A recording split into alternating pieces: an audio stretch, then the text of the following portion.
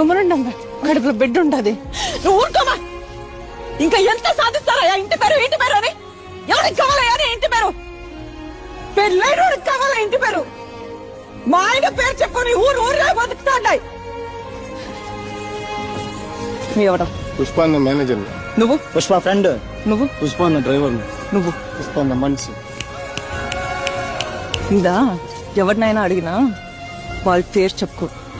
పుష్ప మంచి అని చెప్పుకుంటారు. ఇదంతా ఎందుకయ్యా? ఈయనెవరు? పుష్పాలన్న. ఇది నా మొగడంటే. యో, పుష్ప అంటే పేరు కాదు, పుష్ప అంటే బ్రాండ్.